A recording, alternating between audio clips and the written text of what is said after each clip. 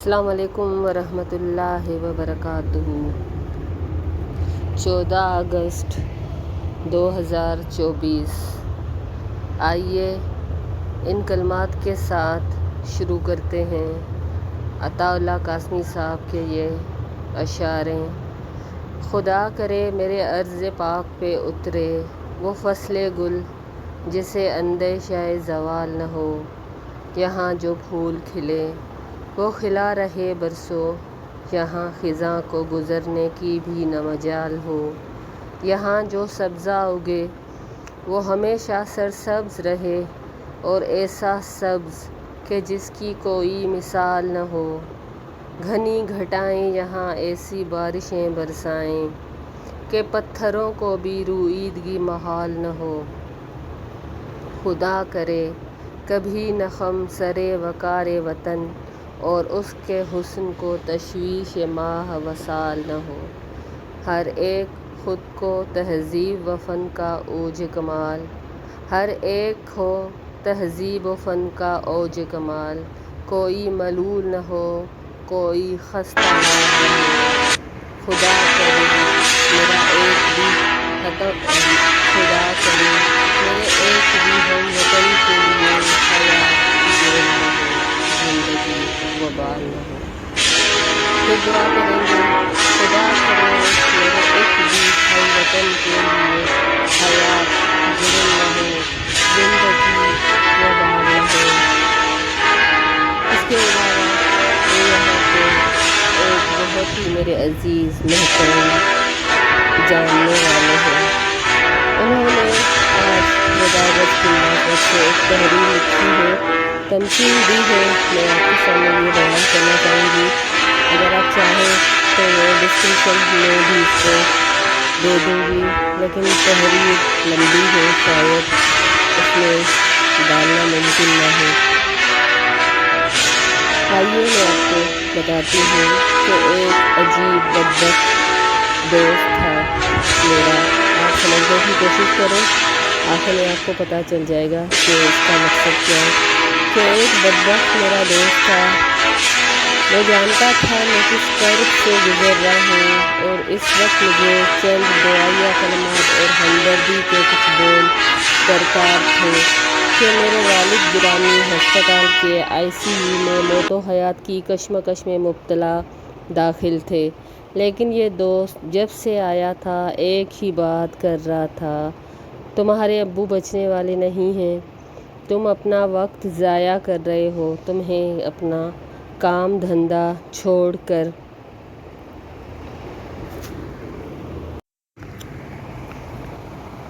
اور وہ بجائے اس کے کہ مجھے تسلی دیتا، اور اس وقت مجھے اس کی دعا کی ضرورت تھی، لیکن وہ میرے والد گرامی کو کشمکش میں تو حیات کی کشمکش میں دیکھ کر بھی اپنی فضول باتیں جاری کیے ہوئے تھا۔ مجھے بہت غصہ آ رہا تھا، افسوس ہو رہا تھا، ایک ہی بات کیے جا رہا تھا کہ تمہارے والد بچنے والے نہیں ہیں، تم اپنا وقت ضائع کر رہے ہو، اپنا کام دھندا چھوڑ کے مزید وقت اسپتال کو نہیں دو، ویسے بھی ICU میں عملہ موجود ہے، اس آخری وقت میں تمہارے ابو کی دیکھ بھال کر لے گا، تمہیں وہ اطلاع بھی کر دے گا جو آخر کار تمہیں مل کر ہی رہنی ہے کہ تمہارے ابو اس جہان فانی سے رخصت ہو چکے ہیں، تو پھر یہاں رکنے کی کیا ضرورت ہے، اپنا اور اپنی فیملی کا مستقبل سوچو اور جا کر کام دھندا کرو۔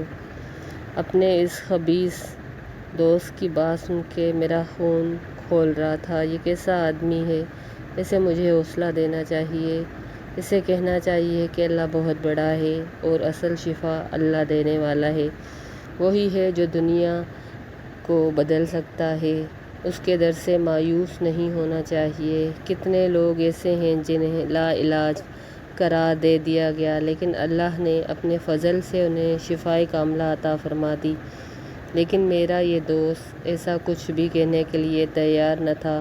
اس کی زبان پہ ایک ہی کلمہ تھا، تمہاری ابا کی حالت بہت خراب ہے، یہ نہیں بچیں گے، ان کے پیچھے اپنا مستقبل برباد مت کرو۔ اور میرا دل چاہ رہا تھا میں اس کا منہ نوچ لوں۔ اس کی مسلسل بکواس جاری تھی۔ آخر کار میرے صبر کا پیمانہ لبریز ہو گیا اور میں نے اپنے اس دوست کو غصے سے مخاطب کرتے ہوئے کہا، تم دفع ہو جاؤ، تم میرے دوست نہیں میرے دشمن ہو۔ بیڈ پہ پڑا یہ شخص کوئی اور نہیں میرا باپ ہے جس کے مجھ پر بے شمار احسانات ہیں۔ مجھے اپنے رب پہ پورا بھروسہ ہے کہ وہ میرے والد کو لازمی شفائے کاملہ عطا فرمائیں گے۔ یہ جملہ کہتے ہی میں نے اپنے اس دوست کا ہاتھ پکڑا کمرے سے باہر نکال دیا۔ اب آپ سمجھ گئے ہوں گے کہ اس داستان کو بیان کرنے کا میرا کیا مطلب ہے۔ اور وہ صاحب فرماتے ہیں کہ میں آپ سے ایک سوال کرنا چاہتا ہوں۔ ایک دوست کو سخت سست اور بدبخت کہنے کے بعد کمرے سے نکال دینے کے بعد کیا میرا یہ عمل صحیح تھا یا غلط تھا؟ آپ کیا کہیں گے کہ اس مشکل وقت میں اس کو میری حوصلہ شکنی کرنی چاہیے تھی یا حوصلہ بڑھانا چاہیے تھا؟ رب سے مایوس کرانا چاہیے تھا یا اللہ کے فضل کی طرف مجھے متوجہ کرنا چاہیے تھا؟ بہرحال اس شخص کا رویہ جو بھی تھا، کوئی بھی عقل رکھنے والا شخص اس کو پسندیدہ نہیں کہہ سکتا۔ یہ کہانی آپ نے سن لی۔ وہ صاحب فرماتے ہیں کہ اب آئیے ہم اپنے پاکستان کی طرف آتے ہیں جس کا آج ہم 77واں یوم آزادی دن منا رہے ہیں۔ پاکستان کے حالات بھی اس مریض جیسے ہیں جو میرے باپ کی طرح ICU میں تھا۔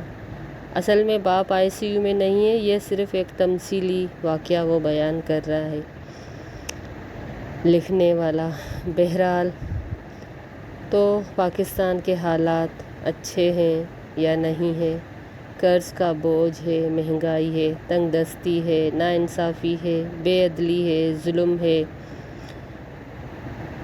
ہر ہم وطن کا خون پانی کی طرح سڑکوں پہ ایک موبائل کے ایک چھوٹی سی چیز کی خاطر بہایا جا رہا ہے۔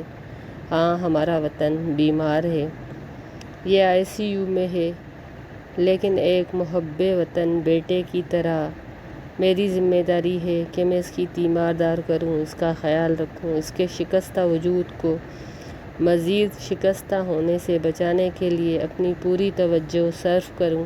لیکن ایک مسئلہ یہ ہے کہ میرے ارد گرد میرے کچھ خبیث دوست جمع ہو گئے ہیں جو مجھے کہہ رہے ہیں لا الہ الا اللہ حوالے پاکستان کا سب کچھ بگڑا ہوا ہے، یہ کبھی ٹھیک نہیں ہو سکتا۔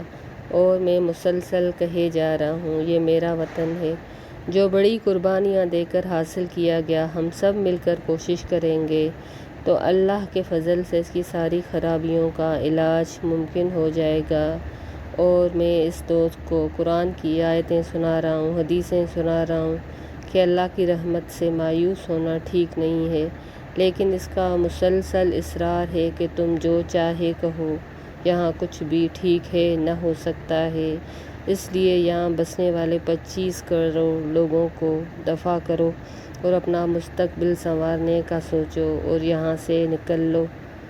اب آپ بتائیے میں اپنے رب پر بھروسہ کرتے ہوئے اپنے ملک کے لوگوں کی بھلائی کے لیے کوشش کروں یا ان دوستوں کا کہا مان کر دور کہیں مستقبل تلاش کرنے نکل جاؤں؟ جی یہ فیصل ندیم صاحب کی تحریر ہے۔ آئیے اب اپنا نقطۂ نظر کچھ میں بھی بیان کرنا چاہتی ہوں کہ واقعی ہمارے ملک میں بد امنی ہے، ناانصافی ہے، میرٹ کا قتل کیا جا رہا ہے، بہت ساری خرابیاں ہیں۔ آپ لکھنے بیٹھو قلم سوکھ جائے اور ملک میں بڑھے ہوئے کرپشن کی داستانیں ختم نہیں ہوں گی۔ کس کس ادارے کا حساب کریں، کس کس کا نام لیں، کون کون سی چیزیں ہیں جو یہاں پر غیر مناسب حالت میں ہیں، برے سے برا حال، بدترین سے بدترین حال ہے۔ لیکن بات وہی ہے کہ یہ ملک اللہ کے نام پہ لیا گیا، بے شمار قربانیوں کا حاصل یہ پاکستان جو پاک لوگوں کا مسکن تھا، ہاں یہاں پر کچھ ایسے عناصر آ گئے جو ہمیشہ ہمارے دشمن رہے، جن کو ہمارا الگ ملک بنانا کبھی بھی پسند نہیں آیا تھا۔ تو اس سے کیا فرق پڑتا ہے؟ عام لوگوں کے بھی بے شمار دشمن ہوتے ہیں، ہمارے گھروں میں بھی، ہمارے گھر کے اندر بھی بے شمار غیر لوگ ہوتے ہیں جو ہمارے دشمن ہوتے ہیں۔ ہمارے گھر کی در و دیوار، ہماری ترقی ان کو کھٹکتی ہے، تو کیا ان لوگوں کے بغض کی وجہ سے، حسد کی وجہ سے ہم اپنے گھر کو سجانا سنوارنا چھوڑ دیں؟ نہیں، ایسا نہیں ہو سکتا۔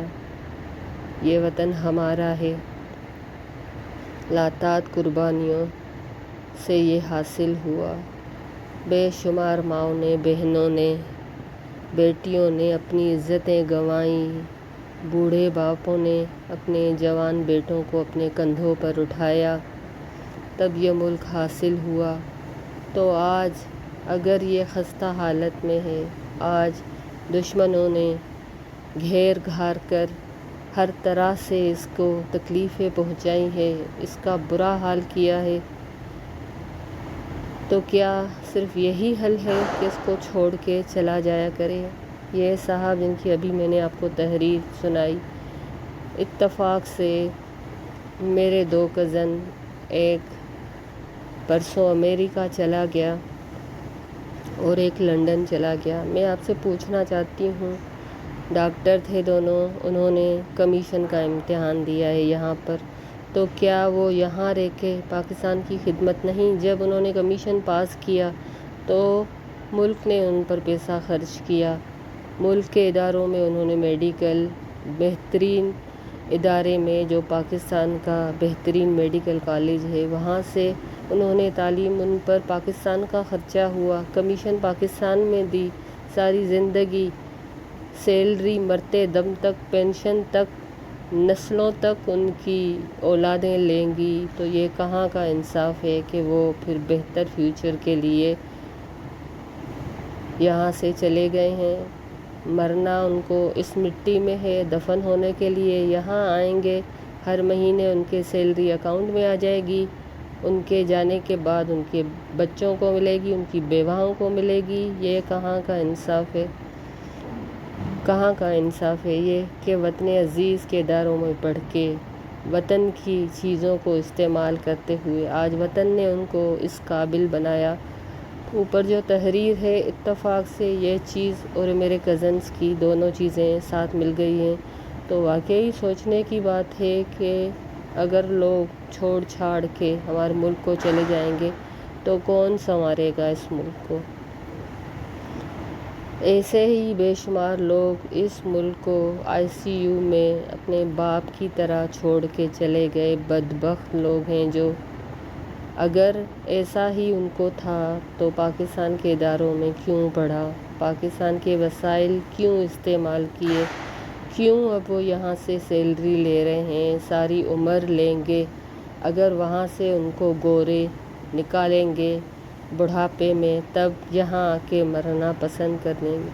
تو یہ پاکستان دوسروں کے مرنے کے لیے نہیں بنا کہ آ کے اپنی وطن کی مٹی کو مرنے کے بعد اپنے کیا کہنا چاہیے، اپنے مبارک جسم سے نوازیں۔ ہماری مٹی ان کی محتاج نہیں ہے، یہ وطن ہمارا ہے، پیارا وطن ہمارا ہے، پاک لوگوں کی سرزمین ہے۔ واقعی ایسے خبیث لوگوں کو چلا ہی جانا چاہیے، اور جو نیک لوگ ہیں جنہوں نے قربانیاں دی، جو اس وطن سے آج بھی محبت کرتے ہیں، وہ ہمیشہ یہاں رہتے ہیں، رہتے آئیں گے۔ آپ سب سے بھی التجا ہے کہ اپنے وطن سے محبت کریں، کیونکہ غلامی کی زندگی بدتر ہوتی ہے، تیسرے درجے کی زندگی، چاہے کوئی امریکہ چلا جائے، چاہے لندن چلا جائے، بہت بہتر، بہت اس کے بچوں کا مستقبل بہترین ہوگا، لیکن وہ وہاں پہ تیسرے درجے کا شہری ہی کہلائے گا، وہ کبھی بھی اپنا وطن اس کو نہیں کہہ سکتا۔ وطن اس کا پاکستان ہی ہوگا، جہاں وہ بھاگ بھاگ کے آئے گا اور پھر ٹریفک کے قوانین میں نکتہ چینی کرے گا، وہاں ایسے ہوتا ہے، وہاں ایسے ہوتا ہے۔ تو بھائی تم پھر کیوں چھوڑ کے گئے؟ تم ہی سجاتے نا، تمہارا بھی تو وطن تھا، تمہارا بھی پاکستان تھا، تم تو چھوڑ گئے۔ اب آج جا کے ہماری گلیوں کو برا بھلا کہہ رہے ہو، آج کہہ رہے ہو امریکہ میں تو ایسا ہوتا ہے۔ یا اچھا تم امریکہ میں، لنڈن میں کہیں بھی چلے جاتے ہو، وہاں کے قوانین کو تم فالو کرتے ہو، اور پاکستان میں تمہیں سگنل توڑنے کا حق ہے، کس نے دیا؟ گندگی پھینکنے کا حق ہے، کس نے دیا؟ وہاں پر اگر تم ایک ٹیشو پیپر بھی پھینکو تو تم پر فائن لگے گا۔ یہاں پر اللہ تعالیٰ نے جو ایک نیک سرزمین تمہیں، ایک پاک سرزمین تمہیں دی، یہاں پر تم کچرا پھینکتے ہو، یہاں کا کھاتے ہو، یہاں کے لوگوں کو گالیاں دیتے ہو، یہاں کے حکومت کبھی نہیں سدھرے گا، کبھی نہیں سدھرے گا۔ تو کیا پہلے تم سدھرے؟ تم نے کچھ اپنے وطن کے لیے کیا؟ تم نے کچھ اس کے لیے محنت کی؟ کچھ اس کو سنوارنے کے لیے کچھ کیا؟ نہیں کیا تو کسی کو کوئی بھی حق نہیں ہے کہ ہمارے وطن کو برا بھلا کہے۔ ہمارا وطن بہترین ملک ہے۔ ولاگ میں، ویڈیو میں آپ کو پاکستان کی کچھ انفارمیشن دیکھنے کو ملے گی۔ ہمارا ملک خدا داد مملکت پاکستان ہے، یہ اللہ کی طرف سے ہمیں انعام ملا ہے۔ دنیا میں 2 ہی ایسے ریاستیں ہیں جو کلمے کے نام پر وجود میں آئی، ایک مدینہ المنورہ لا الہ الا اللہ کی بنیاد پر، ایک پاکستان جو کلمے کی بنیاد پہ اللہ نے ہمیں عطا کیا۔ ہمیں چاہیے اس کی قدر کریں، کیونکہ اگر کسی چیز کی قدر نہ کی جائے تو پھر بہت دیر ہو جاتی ہے، وہ چیز ہمارے ہاتھ سے نکل جاتی ہے جب تک ہم اس کی قدر کریں۔ آپ سب سے التجا ہے کہ آج کے دن دعا کیجیے کہ اللہ تعالیٰ ہمارے وطن کے سارے مسائل ختم کریں۔ جو مسئلے ہیں، ایسے رہنما اللہ تعالیٰ اپنے غیب کی طرف سے، اپنے فضل سے ہمیں بھیجے، جو اس وطن کو، جو چلو مانتے ہیں ICU میں ہے، بہت خستہ حال ہے، تو اس کی دیکھ بھال کرے، اس کی گلیوں کی، اس کے کوچوں کی، اس کے دریاؤں کی، اس کے سمندروں کی، اس کی فضاؤں کی، اس کے میدانوں کی، اس کی پہاڑوں کی حفاظت کرے۔ اور اس دن آپ کم از کم دعا تو کر سکتے ہیں کہ اللہ پاک، اللہ دعائیں قبول کرنے والا ہے۔